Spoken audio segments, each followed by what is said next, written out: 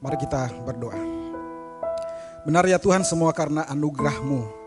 Jikalau hari ini kami bisa datang dan beribadah kepada Engkau, jikalau hari ini kami bisa datang dan melayani Engkau, bukan karena kami, bukan karena jasa kami, bukan karena semua yang telah kami lakukan di dunia ini, tapi semua karena anugerah Tuhan. Dan saatnya Tuhan, kami juga bersyukur ada anugerah-Mu bagi kami secara khusus untuk duduk diam dan mendengarkan firman Tuhan. Karena itu Tuhan, kami datang dan berdoa, biarlah kiranya Tuhan Engkau yang mempersiapkan setiap hati kami, dan kami juga belajar untuk memberikan yang terbaik dari hati dan pikiran kami, bahkan waktu kami, untuk duduk diam dan mendengarkan firman Tuhan. Hamba-Mu secara pribadi bersyukur untuk anugerah ini ya Tuhan, untuk mimbar yang Engkau percayakan, dan biarlah kiranya mimbar yang Engkau percayakan ini, Injil Yesus Kristus, boleh disampaikan melaluinya. Pakai hamba-Mu dan kiranya Roh Kudus-Mu hadir, menemani hamba-Mu, menemani setiap jemaat Tuhan, sehingga firman Tuhan ketika kami dengar, maka kami boleh pahami, dan pada akhirnya kami hidup di dalam kehidupan kami. Berfirmanlah kepada kami ya Tuhan, karena kami siap untuk mendengar. Di dalam nama Tuhan Yesus kami sudah berdoa. Amin. Silakan duduk Bapak Saudara sekalian. Pagi ini kita akan sama-sama belajar firman Tuhan yang terambil dari Efesus pasal yang ke-3, ya, Efesus pasal 3 ayat 12 sampai dengan ayat yang ke-13. Efesus pasal 3, saya mengajak kita semua untuk membuka Alkitabnya kita masing-masing, ya. Efesus pasal 3 ayat 12 sampai dengan ayat yang ke-13. Dan saya akan mengajak kita semua untuk kita membacanya secara bersama-sama. Efesus pasal 3 ayat 12 sampai dengan ayat yang ke-13. Firman Tuhan berbunyi demikian. Di dalam Dia kita beroleh keberanian dan jalan masuk kepada Allah dengan penuh kepercayaan oleh iman kita kepadanya. Sebab itu aku minta kepadamu supaya kamu jangan tawar hati melihat kesesakanku karena kesesakanku itu adalah kemuliaan-Mu. Demikian jauh pembacaan firman Tuhan. Yang berbahagialah kita semua yang sudah membaca firman Tuhan dan yang mau melakukan firman itu di dalam kehidupan kita hari lepas hari. Bapak Saudara yang terkasih dalam Tuhan kita Yesus Kristus, suatu hari datanglah dua orang Yahudi hendak berdoa ke bait Allah. Yang satu adalah orang Farisi dan yang lain adalah pemungut cukai. Sang Farisi ini dia datang karena dia merasa dia adalah seorang tokoh agama Yahudi dan dia hidupnya benar di hadapan Tuhan. Maka dengan percaya dirinya, dengan bangganya berdiri di hadapan Tuhan dan dia berkata seperti ini. Ya Allah, aku mengucap syukur kepadamu karena aku tidak sama seperti orang lain. Bukan perampok, bukan orang lalim, bukan pezina, bukan juga seperti pemungut cukai ini. Aku berpuasa 2 kali seminggu dan aku memberikan persepuluhan dari semua penghasilanku. Berbeda dengan orang Farisi ini Bapak Saudara. Sang pemungut cukai dikatakan bahwa ia berdiri jauh-jauh Bapak Saudara.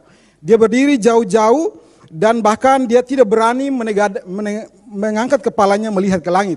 Dan dia berkata kepada Allah, kasihanilah aku orang berdosa ini. Nah Bapak Saudara yang terkasih, menarik untuk kita perhatikan karena dalam cerita ini kita akan melihat bagaimana sikap orang ketika datang di hadapan Allah. Bagaimana sikap seseorang ketika mereka datang di hadapan Allah. Yang pertama kita melihat orang Farisi ini Bapak Saudara, ya. Dikatakan bahwa orang Farisi dia menganggap dirinya paling layak, ya. Karena itu apa? Dia datang dan dia berdiri di hadapan Allah serta berkata-kata kepada Allah. Sedangkan kita melihat, ya, alasan yang dia pakai adalah apa? Dia sudah hidup benar, ya, dia sudah hidup benar sesuai dengan tuntutan hukum Taurat. Dia bukan perampok, bukan pezina, ya, dia bukan seperti pemungut cukai. Dia berpuasa dan dia memberikan perpuluhan. Karena itu apa? Karena dengan alasan ini maka sikap yang dia tunjukkan adalah apa? Dia berdiri dengan bangganya dan dia apa? Dia membanggakan semua jasa-jasanya, menceritakan semua jasa-jasanya yang telah ia lakukan. Poinnya apa Bapak Saudara? Poin yang mau ditunjukkan oleh orang Farisi ini adalah apa? Saya ini adalah orang yang paling layak untuk datang di hadapan Tuhan. Dengan kata lain, yang lain itu minggir dulu. Saya yang paling layak karena saya sudah taat sepenuhnya pada hukum Taurat. Sedangkan pemungut cukai Bapak Saudara, pemungut cukai dikatakan bahwa dia sadar dia orang berdosa dan dia tidak layak untuk datang di hadapan Allah. Alasannya apa? Alasannya karena memang dia tidak hidup sesuai dengan hukum Taurat. Dan benar yang dituduhkan orang Farisi kepada dia. Dia memang seperti itu orangnya. Karena itu sikapnya apa? Sikapnya ia berdiri jauh-jauh, bahkan dia tidak hampir masuk ke dalam bait Allah, bahkan melihat ke atas pun dia tidak sanggup untuk melakukannya. Pemungut cukai ini sadar, Bapak Saudara, poinnya adalah pemungut cukai ini sadar bahwa apa? Sadar bahwa dia orang berdosa. Dia tidak layak untuk datang di hadapan Allah. Karena itu dia hanya butuh belas kasihan Tuhan.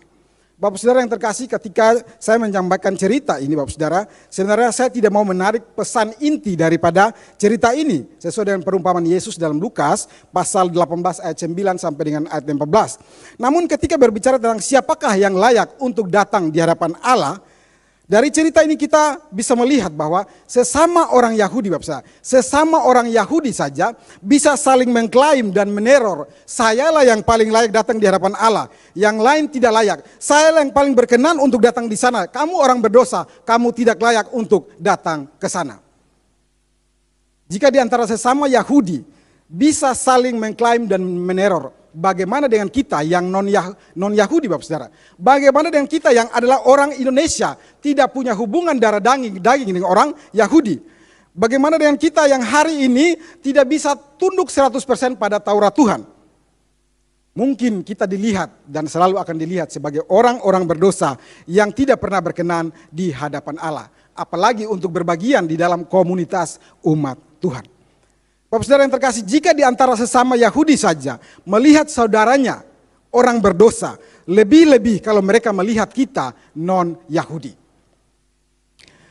Bapak Saudara yang terkasih dalam Tuhan kita Yesus Kristus, pergumulan seperti inilah yang dialami oleh anak-anak Tuhan, jemaat Tuhan, khususnya Kristen non-Yahudi pada awal-awal kekristenan, Bapak Saudara. Ya, mereka menerima penolakan dari orang-orang Yahudi, bahkan dari orang-orang Kristen Yahudi. Akan tetapi jika orang-orang Kristen non-Yahudi ini, ya, kalau mereka mau taat atau mau mendapatkan status seperti orang-orang Yahudi, maka mereka bisa mendapat kesempatan itu dengan apa? Dengan cara tunduk pada syarat-syarat atau ketentuan-ketentuan yang ada di dalam agama Yahudi.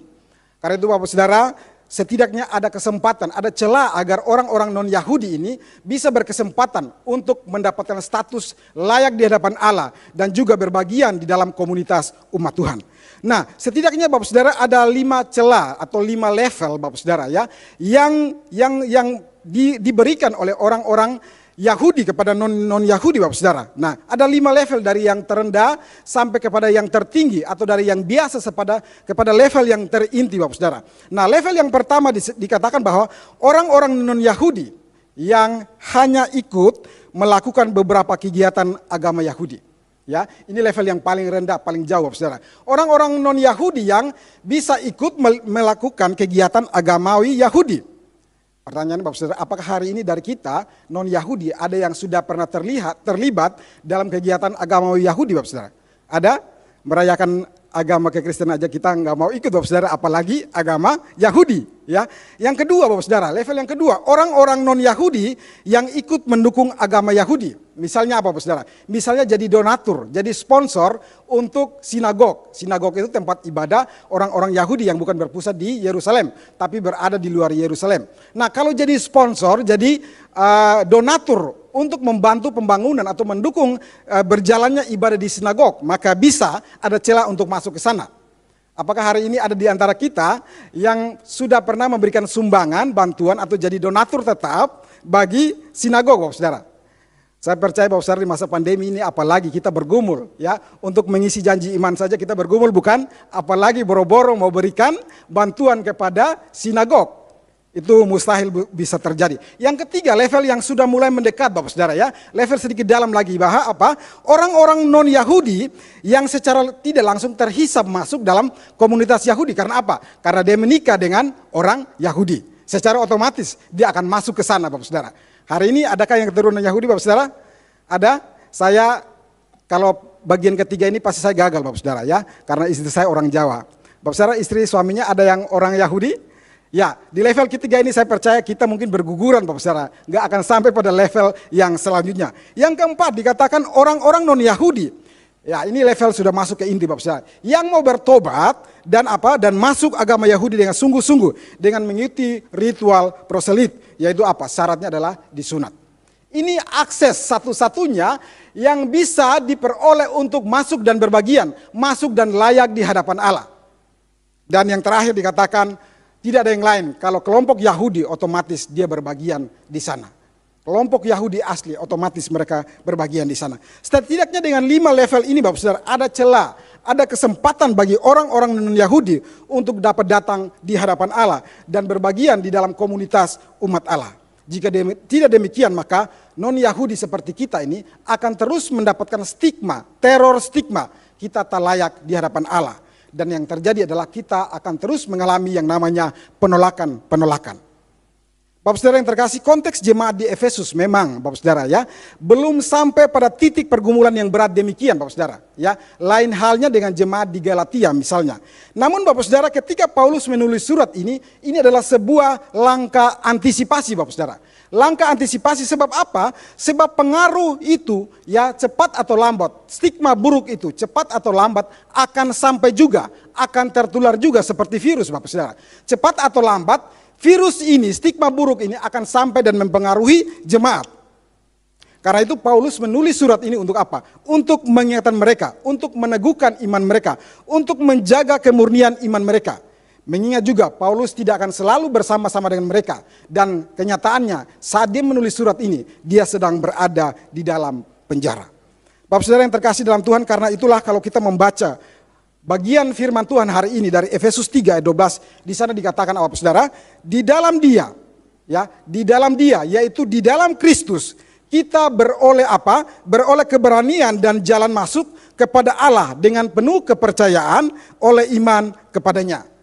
Bapak Saudara yang terkasih, di sini Paulus sedang membahas 2 hal penting yang perlu diingat baik-baik oleh setiap orang percaya termasuk kita. Yang pertama itu Paulus mau berbicara tentang dasar kepercayaan Bapak Saudara. Dasar kepercayaan orang Kristen.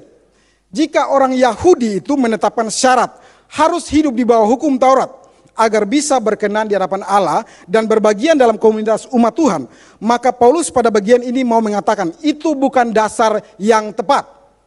Itu bukan dasar yang sesungguhnya. Dasar yang tepat agar engkau bisa sampai kepada Allah adalah di dalam Kristus.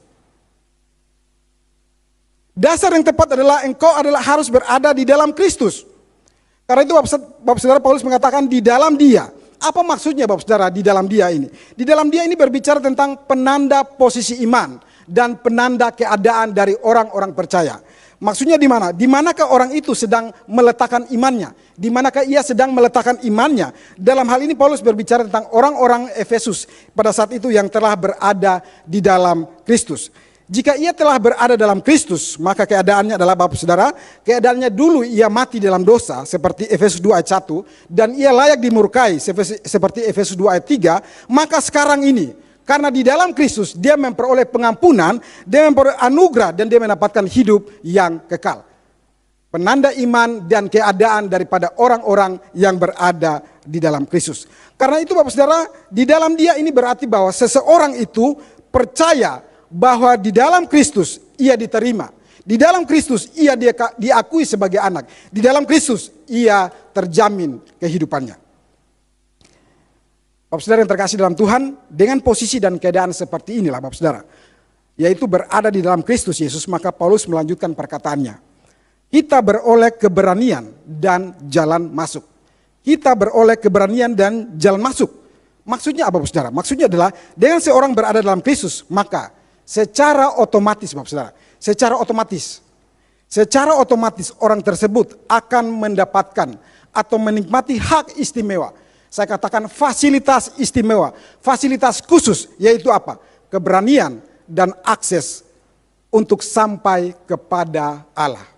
Fasilitas istimewa khusus yang tidak diperoleh oleh orang lain dan diberikan kepada mereka yang berada dalam Kristus untuk apa? Untuk beroleh keberanian dan akses untuk sampai ke hadapan Allah. Keberanian di sini Bapak Saudara berbicara tentang sikap percaya diri Bapak Saudara. Percaya diri bukan karena saya, percaya diri karena Kristus, percaya diri dan penuh kegembiraan untuk apa? Untuk bergegas menuju Tuhan. Untuk berdiri secara terbuka, berbicara tanpa rasa grogi, tanpa rasa takut di hadapan Tuhan. Dan akses di sini Bapak Saudara berbicara tentang cara untuk mendekati Allah, untuk bisa datang di hadapan Allah. Dan sebenarnya Bapak Saudara pada bagian ini Paulus mengatakan bahwa akses itu adalah Kristus itu sendiri. Maksudnya di dalam Kristuslah satu-satunya cara untuk bisa datang sampai di hadapan Allah Bapa. Bapak Saudara yang terkasih, saya kasih contohnya sederhana begini Bapak Saudara ya. Saya ini tinggal di apartemen Bapak Saudara. Dan di apartemen itu saya mendapatkan beberapa fasilitas. Salah satunya adalah fasilitas akses Bapak Saudara ya. Kelihatan gak ya dari jauh ya. Ini fasilitas akses ya. Kartu akses saya peroleh fasilitas ini untuk apa? Ya untuk bisa masuk lift dan juga bisa melewati pintu pagar baik di lobi dan pintu pagar apartemen yang lain.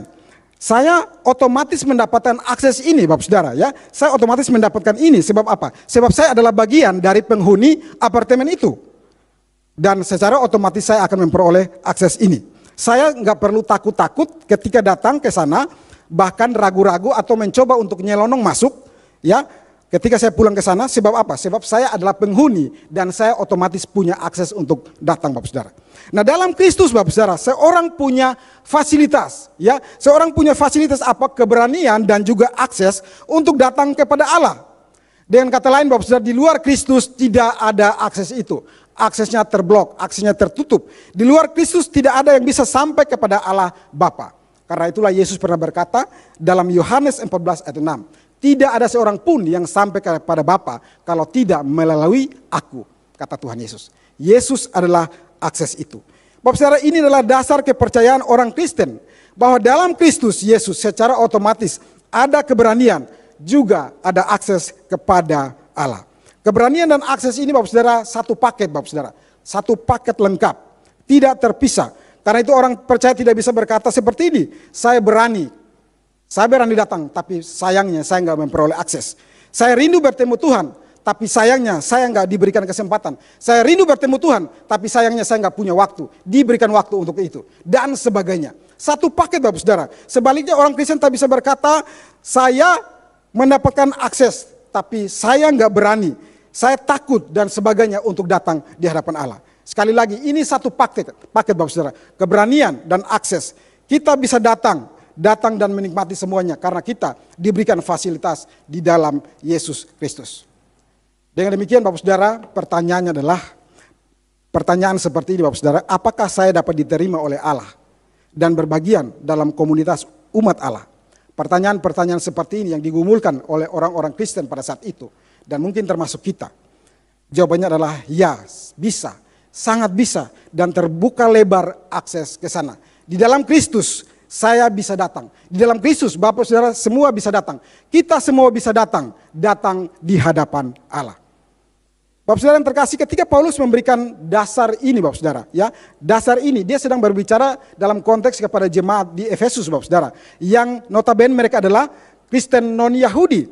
Namun ini bukan berarti bahwa orang-orang Yahudi bebas dari dasar ini. Tidak Bapak Saudara, ya. Bagi Paulus dasar ini berlaku baik bagi non-Yahudi dan juga bagi Yahudi. Paulus mencontohkan dirinya Bapak Saudara ya. Kita tahu bersama bahwa Paulus itu adalah asli Yahudi. Bahkan dia adalah seorang Farisi Bapak Saudara. Farisi yang taat sepenuhnya pada hukum Taurat. Namun kalau kita baca dalam Efesus 2:3 dia mengatakan dengan jujur. Apa yang dia katakan di sana? Dia juga hidup di dalam hawa nafsu daging, keinginan daging, dan pikirannya adalah pikiran yang jahat. Tetapi pada akhirnya Paulus berkata dia bersyukur karena apa? Karena dia juga diselamatkan di dalam Kristus Yesus. Karena itu Bapak Saudara jangan bilang dia Yahudi pasti layak selamat, layak datang di hadapan Allah. Belum tentu. Jangan juga bilang dia non-Yahudi pasti tak layak dan tak selamat. Tidak juga Bapak Saudara. Ya, jangan bilang dia rajin, hidupnya baik, suka menolong. Ya pasti layak di hadapan Allah. Belum tentu Bapak Saudara. Sebab orang-orang percaya menjadi rajin, hidup benar, suka menolong, bukan untuk menjadi layak, bukan untuk mendapat akses, bukan untuk menambah keberanian di hadapan Allah. Jadi Bapak Saudara, Paulus mengatakan di sini, baik Yahudi, non-Yahudi, mau suku apapun juga, termasuk kita, semua butuh dasar yang sama, akses yang sama, yaitu di dalam Kristus Yesus. Bapak Saudara yang terkasih, sebenarnya ini adalah masalah daripada orang-orang Yahudi Bapak Saudara. Ya, orang-orang Yahudi masalahnya di sini. Mereka pikir hanya mereka yang mendapatkan fasilitas itu, hak itu. Padahal Paulus katakan bahwa non-Yahudi juga punya hak untuk itu, Bapak Saudara. Hanya saja Bapak Saudara, Paulus katakan bahwa selama ini hal itu dirahasiakan. Selama itu hal itu dirahasiakan Bapak Saudara. Seperti kalau kita baca dalam pasal 3 itu ayat 3, ayat 4, ayat 9. Di sana berulang-ulang dikali dikatakan rahasia. Hal ini sebelumnya dirahasiakan Bapak Saudara. Ya, dirahasiakan. Dan telah lama dirancang oleh Allah Tritunggal. Maksudnya apa Bapak Saudara? Sebelum dunia ini ada, sebelum manusia ada, sebelum Israel ada, sebelum hukum Taurat Allah, Allah telah merancang hal ini. Namun Allah merahasiakannya. Tetapi di dalam Yesus Kristus, hal itu tidak menjadi rahasia lagi. Hal itu telah disingkapkan, dibukakan. Apakah itu Bapak Saudara rahasianya? Baca dalam Efesus 3 ayat 6 di sana dikatakan, yaitu bahwa orang-orang bukan Yahudi, orang-orang bukan Yahudi termasuk kita, karena berita Injil turut menjadi ahli-ahli waris dan anggota-anggota tubuh peserta dalam janji yang diberikan dalam Kristus Yesus. Saya memberikan ilustrasi seperti ini Bapak Saudara ya. Katakanlah ada sepasang suami istri ya yang setelah menikah mereka merencanakan untuk punya anak.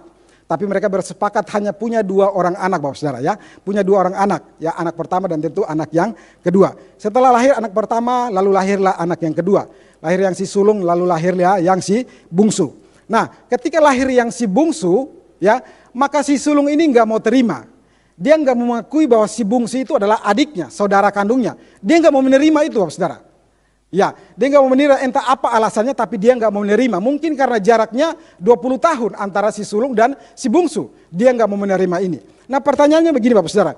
Apakah karena si sulung tidak mau menerima adiknya sebagai adiknya, si bungsu sebagai adiknya, apakah ini mengubah status daripada si bungsu sebagai anak dari orang tuanya? Apakah mengubah status itu? Saya yakin tidak. Anak tetaplah anak. Anak dari kedua orang tua yang ada.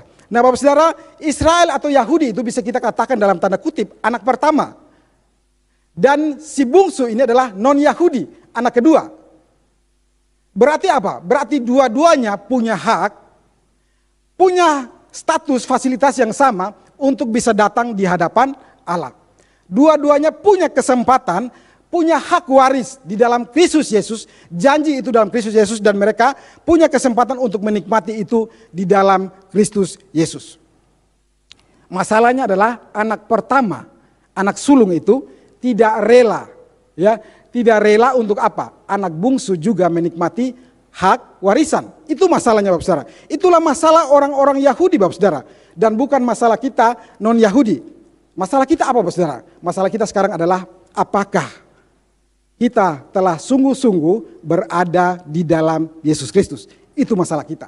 Apakah sekarang kita telah sungguh-sungguh berada di dalam Yesus Kristus? Nah inilah poin kedua Bapak Saudara ya. Poin kedua yang Paulus ingin tekankan. Jika yang pertama tadi Paulus sedang meletakkan dasar, maka dasar kepercayaan, maka poin berikutnya ini Paulus mengatakan, menekankan bagaimana caranya agar bisa memperoleh akses itu. Bagaimana caranya untuk bisa memperoleh akses itu? Karena itu bagian kedua ini Paulus mau menjelaskan tentang cara untuk mendapatkan akses itu. Ya, karena itu dalam sambungan ayat 12 Paulus katakan di dalam Dia kita beroleh keberanian dan jalan masuk kepada Allah. Dengan apa? Dengan penuh kepercayaan oleh iman kita kepadanya. Dengan penuh kepercayaan oleh iman kita kepadanya. Melalui apa Bapak Saudara? Melalui iman kepada Kristus. Melalui iman kepada Kristus Bapak Saudara. Paulus mengatakan bahwa begini Bapak Saudara, bahwa dasar itu bisa diperoleh dengan apa? Dengan iman. Maksudnya engkau harus apa? Engkau harus benar-benar percaya kepada Yesus Kristus. Engkau benar-benar harus bergantung secara total kepada karya keselamatan dari Yesus Kristus dengan menyadari bahwa engkau adalah orang berdosa, dengan usahamu sendiri engkau mustahil bisa datang di hadapan Allah, maka engkau hanya bergantung kepada anugerah Tuhan. Engkau butuh penolong, engkau butuh juru selamat, dan penolong dan juru selamat itu adalah di dalam Tuhan Yesus Kristus. Karena itu engkau harus percaya apa? Aku percaya bahwa Kristus Yesus adalah Allah yang kekal. Aku percaya bahwa Kristus Yesus adalah Allah yang kekal, maka jika aku berada di dalam Dia yang kekal, aku akan sampai kepada kehidupan kekal. Aku percaya kepada Kristus adalah Allah yang kekal, maka di dalam Dia yang kekal itu aku akan sampai kepada kehidupan kekal. Itulah iman. Bapak Saudara yang terkasih, di masa COVID-19 ini Bapak Saudara, kematian itu terasa begitu dekat, bukan Bapak Saudara? Ya, kematian itu seperti teror Bapak Saudara bagi kita setiap hari Bapak Saudara ya. Menakutkan sekali. Setiap hari kita mendapatkan informasi tentang jumlah orang-orang yang meninggal. Dan mungkin di antara angka-angka itu ada teman kita, ada kenalan kita, bahkan sahabat kita, bahkan mungkin ada saudara kita. Namun firman Tuhan hari ini ingatkan kita Bapak Saudara, kita belajar.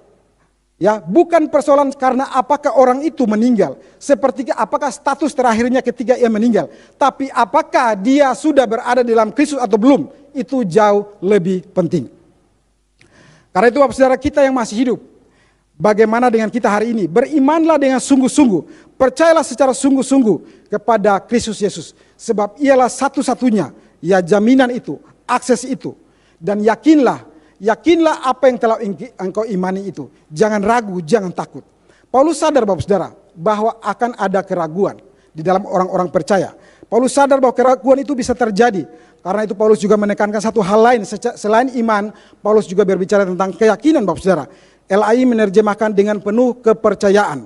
Harusnya diterjemahkan dengan penuh keyakinan. Maksudnya adalah jangan mau diragukan oleh teror-teror di dunia ini. Jangan mau diragukan oleh masa sulit. Jangan mau ditakutkan oleh apapun juga. Ya, tetap yakinlah bahwa iman di dalam Kristus Yesus itu tidak pernah salah. Yakinlah bahwa dalam Kristus Yesus Allah itu berdaulat atas segala sesuatu, termasuk penderitaan. Dan dia sanggup untuk melakukan sesuatu dikala penderitaan itu terjadi. Bapak Saudara yang terkasih, dari sini Bapak Saudara, dari firman Tuhan hari ini, apa yang sudah kita pelajari ini Bapak Saudara. Saya mengajak kita untuk kita berpikir dan merenungkan satu hal yang bisa kita nyatakan dalam kehidupan kita setiap hari. Ketika kita berbicara tentang iman dan keyakinan agar bisa datang di hadapan Allah. Mungkin bagi sebagian besar kita akan berpikir tentang nanti. Datang di hadapan Allah itu berbicara tentang nanti. Setelah kita meninggalkan dunia ini, kita akan sampai kepada Allah. Itu tentu nggak salah Bapak Saudara, itulah iman kita. Itu benar adanya. Namun Bapak Saudara, melalui firman Tuhan hari ini saya mau katakan Bapak Saudara, iman dan keyakinan untuk sampai di hadapan Allah, itu bukan hanya tentang nanti. Itu bukan hanya tentang nanti Bapak Saudara, tapi juga tentang sekarang. Sebab apa? Sebab sekarang ini kita juga sudah telah berada di dalam Kristus. Karena itu pertanyaan pentingnya begini Bapak Saudara. Apakah yang paling dekat dengan kita yang bisa kita nyatakan? Jikalau kita telah mengaku percaya bahwa di dalam Kristus kita akan sampai kepada Allah Bapa di surga. Apa bukti nyata yang dapat terlihat hari ini? Apa bukti nyata yang dapat diwujudkan sehingga bisa terlihat, kita pun melihatnya dan orang lain pun melihatnya? Apakah itu Bapak Saudara? Saya rasa Bapak Saudara, saya percaya tidak ada yang lain. Ketika berbicara layak untuk dapat datang di hadapan Allah, satu hal yang bisa menggambarkan itu, yang mewujudkan iman kita itu, yaitu apa? Yaitu sikap ibadah kita di hadapan Allah. Enggak ada yang lain, ibadah kita. Sikap ibadah kita di hadapan Allah Bapak Saudara. Karena itu Bapak Saudara, melalui Nats hari ini Bapak Saudara, saya mau mengajak kita untuk secara cepat di bagian penutup khotbah ini kita mau melihat 3 hal penting tentang ibadah. Ketika berbicara tentang layak datang di hadapan Allah, itu kita sebenarnya wujud nyatanya bicara tentang ibadah. Itu hal yang paling dekat. Karena itu Bapak Saudara, kita harus paham bahwa yang pertama, ibadah itu adalah inisiatif Tuhan. Ibadah itu adalah inisiatif Tuhan Bapak Saudara. Ini berbicara tentang apa? Ibadah itu berbicara tentang apa? Di dalam Yesus saya diundang. Di dalam Yesus saya dipanggil. Di dalam Yesus saya dibawa datang menghadap Allah Bapa. Jadi bukan karena inisiatif saya, ya, tapi semata karena inisiatif Tuhan. Karena itu ibadah itu harus berpusat pada Yesus Kristus. Puji-pujian, lagu, khotbah harus berpusat pada Yesus Kristus. Karena di dalam Kristuslah kita bisa beribadah Bapak Saudara. Sekali lagi Bapak Saudara, di masa pandemi ini Bapak Saudara, ya, ketika kita berbicara tentang ibadah dan apalagi secara ibadah online, ibadah itu seperti sangat mudah terlihat di mana-mana Bapak Saudara. Ibadah itu mudah sekali terlihat di mana-mana. Tak perlu ya, repot-repot, capek-capek bangun pagi Bapak Saudara untuk datang ke gereja, siap-siap ke gereja. Ya, kita mungkin ya tak perlu mandi juga Bapak Saudara, nggak perlu dandan seperti biasanya. Ya, kita tinggal bangun, siapin laptop, siapin TV, siapin handphone, sudah kita bisa beribadah. Ya, ibadah bisa di mana aja, di tempat tidur, bisa di kamar mandi, bisa di dapur sambil masak, bisa sambil makan Bapak Saudara. Ya, bisa, bahkan ada yang ngaku kepada saya bisa jalan-jalan di mall sambil ibadah Bapak Saudara. Ditambah lagi Bapak Saudara, dalam ibadah online ini semua gereja punya channelnya, Bapak Saudara. Pada umumnya semua gereja punya channelnya. Dan itu jadi godaan yang sangat besar karena apa? Ibadah itu banyak sekali. Tinggal milih mau ibadah di mana, jenis seperti apa, durasinya berapa lama. Bahkan ada ibadah 1 jam saja, Bapak Saudara. Jika kita tidak berhati-hati, Bapak Saudara, jika kita tidak berhati-hati, hal ini bisa membentuk dan pola pikir kita. Serta merasa bahwa ibadah itu karena saya. Kalau saya mau, saya beribadah. Kalau saya tidak mau, saya tidak bisa beribadah. Jika saya tenang, saya bisa pindah kepada yang lain. Jika saya tidak perlu persiapan hati pun, saya bisa beribadah. Tapi firman Tuhan hari ini ingatkan kita, ibadah itu karena kita diundang dalam Yesus Kristus, kita dicari dan kita dibawa di dalam Yesus Kristus kepada Allah Bapa. Itu adalah inisiatif Tuhan. Karena itu apa, Bapak Saudara? Karena itu marilah kita berespon dengan cara yang benar. Ibadah itu perlu direspon dengan cara yang benar, Bapak Saudara. Responilah ibadah itu dengan cara yang benar. Yang kedua, Bapak Saudara, ya, ibadah itu adalah sekarang adalah tanda untuk ibadah nanti, Bapak Saudara. Ibadah yang sekarang itu adalah tanda untuk ibadah nanti. Jika hari ini saya katakan saya percaya bahwa suatu hari nanti saya bisa datang di hadapan Allah Bapa. Apa buktinya hari ini? Saya tidak mau bermuluk-muluk, buktinya adalah kita setia beribadah. Jika hari ini saja, Bapak Saudara, yang terlihat itu kita tidak bisa mewujudkannya, yakinkah kita suatu hari nanti kita akan ibadah akbar di dalam kerajaan surga yang kekal? Kalau hari ini saja kita bermalas-malasan, kita tidak mau beribadah, Bapak Saudara, yakinkah kita suatu hari nanti kita yakin kita beribadah akbar bersama dengan Allah dan seluruh umat percaya yang pernah ada di dunia ini? Yakinkah kita, Bapak Saudara? Berbicara bisa datang di hadapan Allah di dalam kekekalan nanti, sudah seharusnya bisa terlihat, bisa nyata, bisa dirasakan hari ini. Yang sekarang di dunia ini dalam ibadah itu bisa dikatakan, kata dosen saya itu adalah cicipan awal, Bapak Saudara. Cicipan awal dari sebuah ibadah yang sempurna di dalam kerajaan surga nanti. Nah, cicipan awal ini, Bapak Saudara, kita perlu hadir, kita perlu melakukannya sebagai tanda bahwa saya nanti akan masuk dalam ibadah yang sempurna di dalam kerajaan Allah. Karena itu, Bapak Saudara, kita belajar hari ini. Sudah saatnya kita setia dan berkomitmen. Setia dan berkomitmen untuk apa? Untuk beribadah. Setia dan berkomitmenlah, Bapak Saudara, untuk beribadah. Itu tanda bahwa kita adalah bagian dari ibadah yang akan datang itu. Yang ketiga, Bapak Saudara, ya, ibadah itu juga kesempatan untuk apa? Untuk kita bisa datang dan terbuka di hadapan Allah, Bapak Saudara. Ya, tak semua orang mendapatkan fasilitas ini, Bapak Saudara. Tak semua orang punya akses ini untuk datang di hadapan Allah. Namun hari ini dalam Kristus Yesus kita mendapatkan fasilitas itu, akses itu. Hal ini berarti, Bapak Saudara, kita mendapatkan kesempatan untuk apa? Untuk bisa bebas datang, jujur, terbuka di hadapan Allah. Jika ada kesulitan, kita datang di hadapan Allah. Jika ada pergumulan hidup yang berat, kita datang di hadapan Allah. Kita belajar untuk menghindari akses-akses yang lain. Fasilitas-fasilitas yang lain yang ditawarkan oleh dunia. Aksesnya sudah tersedia kepada Allah. Tinggal kita datang dan kita menikmatinya. Jangan lagi mau bergumul, Bapak Saudara. Jangan lagi mau bergumul tentang mau datang atau tidak. Jangan lagi mau bergumul mau jujur di hadapan Tuhan atau tidak. Jangan lagi mau bergumul mau terbuka di hadapan Tuhan atau tidak. Jangan lagi mau bergumul mau memohon belas kasihan atau tidak. Jika fasilitas akses itu telah diberikan kepada kita, mengapa kita terus bergumul dan pada akhirnya kita memilih tidak? Mengapa, Bapak Saudara? Karena itu, Bapak Saudara, datanglah dan berbicaralah, datanglah dan beribadah. Mari kita berdoa.